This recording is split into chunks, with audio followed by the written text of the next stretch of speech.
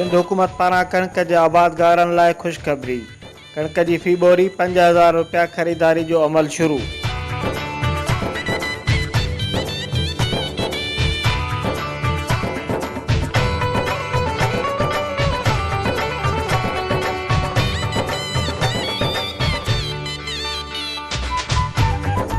ख़ुराक खाते 1 अप्रैल खां सिंध जे समूरनि ज़िलनि अंदरि कणक जा ख़रीदारी मर्कज़ खोले छॾिया आहिनि। सिंध हुकूमत हलंदड़ साल 1.4 मिलियन मेट्रिक टन कणक ख़रीद कंदी।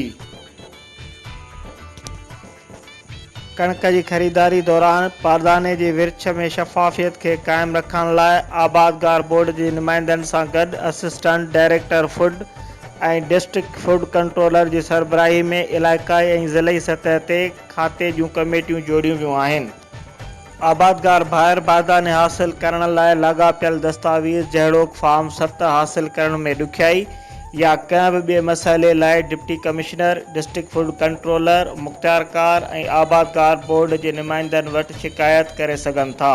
आबादगारनि खे सहूलतूं ॾियण जे हवाले सां ख़ुराक खाते में डायरेक्टर फूड सिंध जी निगरानीअ में हिकु मॉनिटरिंग सेल पिणु क़ाइमु कयो वियो आहे।